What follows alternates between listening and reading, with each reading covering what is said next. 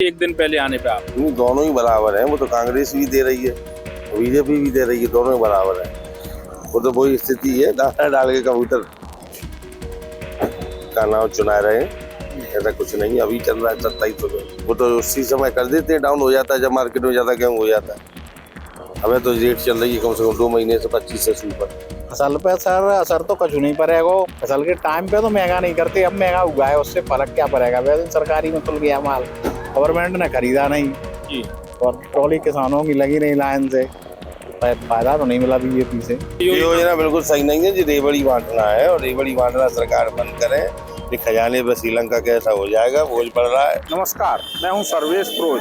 MP तक की चौपाल आज ग्वालियर में आई है और हम देखते हैं कि भाजपा का दीपावली के एक दिन पहले संकल्प पत्र जारी किया है। उसमें क्या संभावना है आने वाले चुनाव में, उसका कितना फायदा मिलेगा, कितना नुकसान होगा। आइए हम लोगों से जानते हैं कि क्या है संकल्प पत्र के भाजपा के मायने। जो भाजपा का संकल्प पत्र आया है, किस तरीके से देखते हैं आज दीपावली से एक दिन पहले? इसमें किसानों के लिए कुछ अच्छी चीज़ें आई हैं, जैसे कि गेहूं का समर्थन मूल्य भविष्य में 27 रुपये और धान का 3100 रुपये की जो घोषणा पत्र में दिया है, उसका किसानों को बिल्कुल फ़ायदा मिलेगा। फायदा मिलेगा किसानों को कहीं ना कहीं। और कांग्रेस ने भी दिया था 2600। इनमें क्या तुलना, किस तरीके से मानते हो आज एक दिन पहले आने पे आप? नहीं, दोनों ही बराबर हैं। वो तो कांग्रेस भी दे रही है, बीजेपी भी दे रही है, दोनों ही बराबर है। वो तो वही स्थिति है, दाना डाल के कबूतर का नाम चुना रहे हैं, ऐसा कुछ नहीं। अभी चल रहा है 2700 गेहूँ तो अभी चल रहा हूँ। अभी गेहूं का भाव क्या चल रहा है? 2700 है। 2700। हाँ? जी। तो ज्यादा कोई अंतर कहाँ है। वो तो उसी समय कर देते हैं, डाउन हो जाता है जब मार्केट में ज्यादा गेहूँ हो जाता है। हमें तो रेट चल रही है कम से कम 2 महीने से 25 से ऊपर। आप किस तरीके से देखते हो जो अभी पूरी ये माहौल चल रहा है, आज संकल्प पत्र आया है, जो भाजपा ने घोषणाएं की हैं, क्या असर पड़ेगा? फसल पे सर असर तो कुछ नहीं पड़ेगा। फसल के टाइम पे तो महंगा नहीं करते, अब महंगा हुआ है, उससे फर्क क्या पड़ेगा। वैसे सरकारी में खुल गया माल, गवर्नमेंट ने खरीदा नहीं जी। और ट्रॉली किसानों की लगी नहीं लाइन से, फायदा तो नहीं मिला बीजेपी से।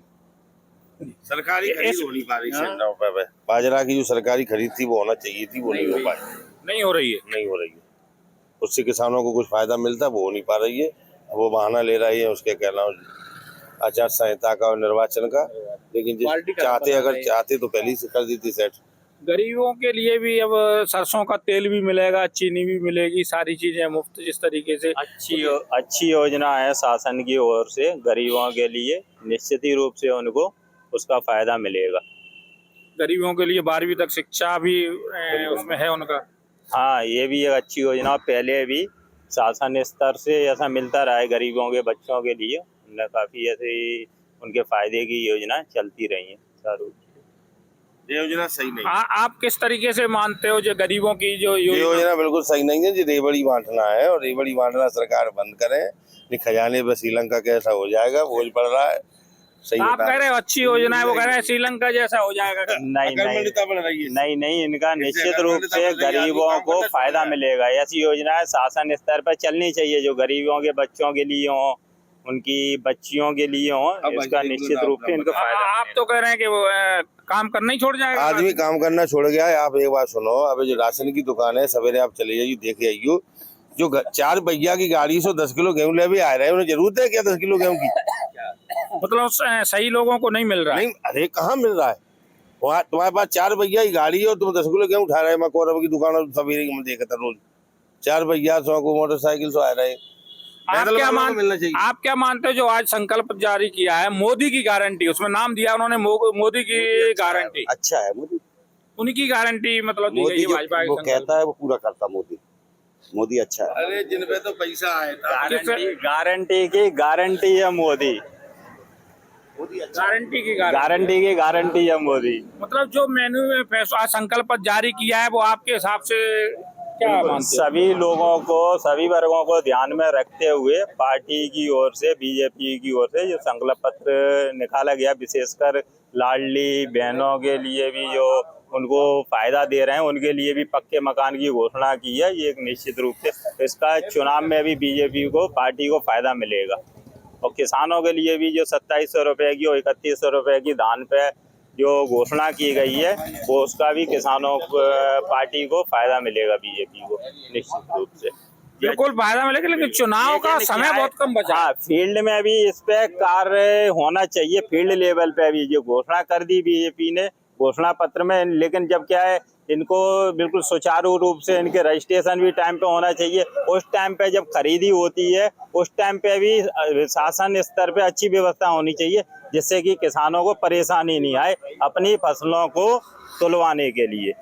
बिल्कुल किसानों ऐसा केवल घोषणा होके नहीं रह जाए कि 2700 रुपए में के भाव में किसान के लिए घोषणा कर दी, बाकी इसका उनको फायदा भी मिलना चाहिए। अब तो यही भी बोल रहे हैं कि कम से कम 2700 रुपए की घोषणा ही नहीं रह जाए। सही बात है। आपका क्या मानना है? नहीं, घोषणा रहनी चाहिए, कि कम से कम खरीदी करे उस रेट पे। बिल्कुल बिल्कुल, खरीदी अगर घोषणा की है तो करना चाहिए। और नहीं ऐसा होता है? अब देखो क्या एमएसपी रेट, जो एमएसपी पे खरीदी और बराबर चलती है क्या? नहीं चलती। एमएसपी जब मार्केट में गेहूँ ज्यादा आ जाता है तो एमएसपी में कहाँ चलती? नहीं चलती। शासन के पास, मध्य प्रदेश शासन के पास पैसा नहीं है ना ये एमएसपी। अभी दीपावली से पहले चुनाव 17 तारीख को वोट डलना है, उसके पहले अभी इन्होंने अपना संकल्प पत्र जारी किया है। क्या मानते इतने दिन में जनता उसको समझ लेगी? कोई जनता नहीं समझ पा रही। ये तो प्रलोभन है जो समझ रही है। और तो बीजेपी के जो वोटर है बीजेपी को देंगे। वोटर मन बना चुका है, जिसको जहाँ जाना है वहीं जाएगा। बिल्कुल, वोटर मन बना चुका है, जहां वोट जाना है वहीं जाएगा। ये संकल्प पत्र भले ये अब आया है, लेकिन वोटर मन बना चुका है, जहां वोट उसको देना है वहीं जाएगा। सर्वेश पुरोहित, MP तक, ग्वालियर।